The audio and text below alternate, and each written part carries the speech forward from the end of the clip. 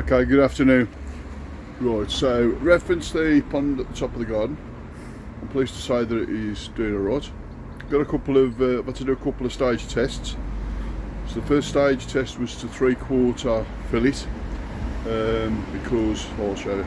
Easy pod was preset like that for the simple reason is, because Daz is coming in to do all the building, I didn't want to make this a permanent feature.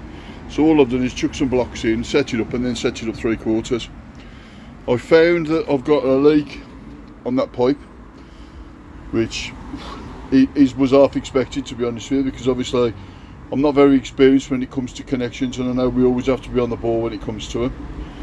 I've also got a leak on that back wall, and I reckon what that was, because I made a mistake with this return and put it the wrong way round and had to take it back off. When I resealed it, I may not have resealed it properly, but I've got a plan to do that. So all the rest of it, literally, you've got the ball valve that's turned off there, and I've got the ball valve turned off there. The reason is now because I've turned off the bottom drain for the next test. So the next test is to fill it up. So you can see the bottom drain's working really well. You can also see that the air stone's really working really well. So the next test now is to make sure the skimmer does exactly what it says on the tin, and then based on the filter that's got at the back behind the fence, we want to test now to see if that blade works. So I'm going to wait for this to fill back up. It's not going to take that long now, probably about another 20 minutes or so.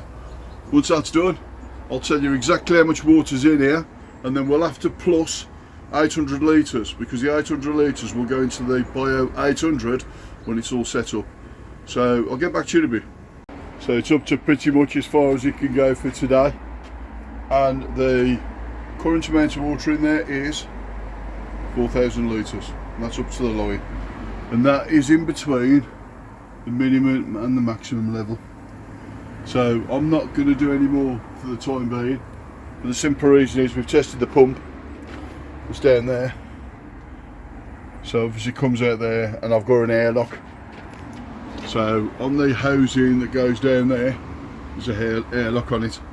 So because I'm on my own, I'm going to struggle to do that at the moment. So what I'll do is I'll do that tomorrow, when I'm waiting for Tracy to come back. Now there's a 1200 filter behind the back of it, plus all the pipes, plus all the other bits and pieces. So it'll probably go up to, I reckon, 4,180 litres. I wouldn't have thought it went up any more than that.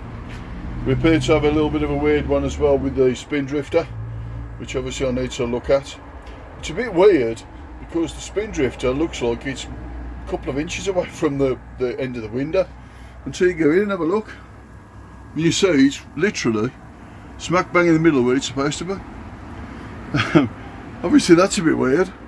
Now obviously, unless it's a magnification thing with the window, in which case, if that's the case, I'll need to get in there, because then instead of looking like I've only, well, we'll leave it at that.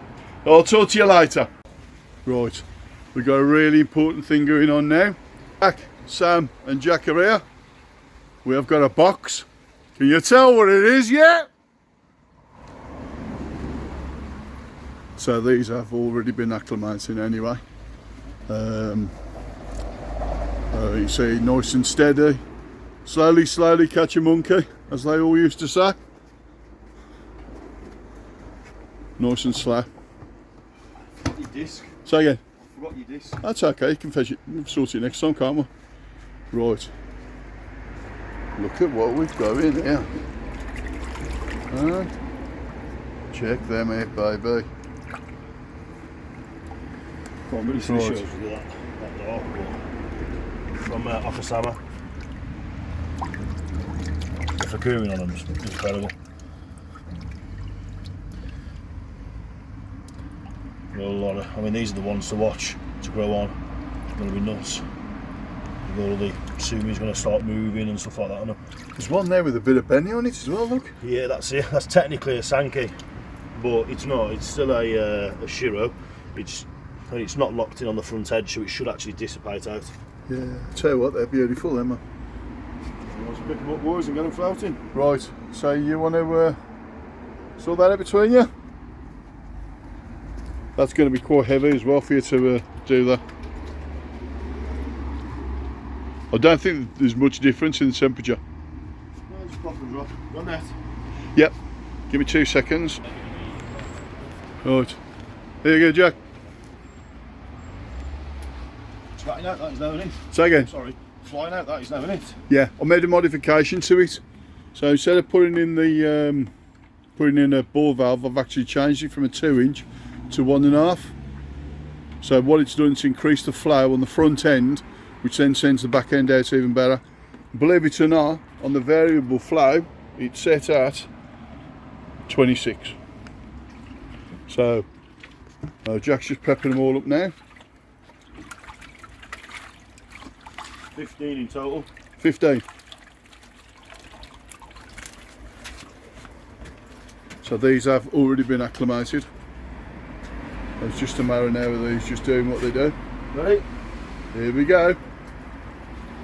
Now that is a sight. See what I mean about the Fukuin on the scales and that? Yeah. Straight to the bottom they've got. Oh, they will do it first. Give them half hour on that. They'll be straight back up to the top. Keep them off food for 2 days. Yep.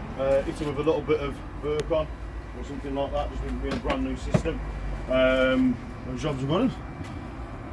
Absolutely fantastic. Young Tosai as well, so you can tell that they are young Tosai, so they're from Okasama. Same fish that Philip Telford Pond had. Yes. So you can always tell a young Tosai. So if you look at the two front pectoral fins, Yep. they're see-through. So when you go and see a koi dealer and they tell you that they've got some Tosai in, but the front pectoral fins are locked and dark with colour, they're not actually Tosai. So walk away from them kind of fish. Okay. On these, as you can see on the bottoms, they've all got see-through fins at the front. So they'll be Nissan in about 3 months' time. Absolutely fantastic. And they look happy already. So this is the first stage, so 15 have gone in. So there is quite a few others going in there at some stage. And we're going to see what happens with these as an experiment. I mean, look at what's going on here. So You have to excuse the extension lead. So you've got Shiros, non-Jinrin and Jinrin, Bekkos, non-Jinrin and Jinrin again, but the Bekkos, I'm not just saying it, it's very difficult to get a really good Bekko. There's 4 or 5 in here that are definitely going to be keepers, and to develop out in a lot of different patches on them. Yeah. A couple of the Shiros, like I say, they have got the Benny spots on them, but they're not locked in on the front edge of the scale, which to me as a dealer indicates that the Benny's going to come away and you're going to lose that. At the end of the day, it's all about the bloodline and what's inside of them. Yeah. So you can always throw out different colours and stuff. I mean, and listen, if it locks in, it locks in. It is what it is. Yes. You've got an interesting Shiro that you've got a focal point then to be able to talk through with people that this isn't maybe not necessarily what you want, but it's got a lot of interesting character in it and stuff like that. If you look at the Bekkos, the heads are super clear. They're not yellowing or oranging or anything like that. They're really clear, which is a good indication of a high-end Bekko. Some of the Sankey's already, obviously being out here in the summer months, you want to concentrate on your growth. Feeding 3, 4, 5, 6 times a day, depending on filtration levels and what we can actually put through for you. And then concentrate on the Sumi in the winter. That's when your colours are going to really move out. So any of your Hyatt series, Kia at series, Shiro at series, Bekkos, Chara at series, these are the ones where your Sumi's going to move and lock in during winter and stuff like that. And you've also got to plan ahead of what's the Sumi going to do, what's the underlying colours. The Sumi that you can see coming underneath, is it jet black or is it more of a light blue? If it's more of a light blue, that's an indication of a very high-end fish. If it's more of a jet black underneath, you can pretty much say, well, that's going to come out and it's going to stay. It's not really going to move around on you. Shiros and Bekkos, year sort of 3 to 4. A lot of them, don't be alarmed if they ever go white, because when the Sumi comes back in year 5, that's when it's going to really start to lock in. And that's where I do a lot of my good business on some of the brood stock. Is when people give me ringers, I had this Shiro, it was lovely, it's lost all the colour. It's 20 quid for it, not a problem. Because in 12 months' time, when that coloration locks in, you're absolutely laughing. For me, Okasama is probably one of the nicest Japanese breeders out there. I mean, as you know, that we have got a lot of Japanese stuff that's going to be coming in just now, and we've got a lot of stuff that's coming in from Poland as well. So this grow on tank now is where it is. Just having fish in it now just showing you where we are from start to finish. He has knocked himself on the side in the box, on the Becker, so just be careful of that one, but putting a bit of Verg on through it, that'll clear itself up in a few days. It's just a pulled scale, that's all. Yeah, we'll sort that out. Look, they're happy as Larry climbing up. Tell you what, there's they're algae on the sides, but there's none. Absolutely fantastic. Happy? I'm definitely very, very happy. Jobs are good. I know Sam's going to turn around and say we need to have some colour in here. You've So got loads of colour. Yeah. Black and white. we've got black White and white. and black. But at the end of the day, that's what the old people used to have, was the black and white tellies. And then we went colour. So, right, so we'll come back to you later. Okay, as I promised, I would show you with some fishing. So, enjoy.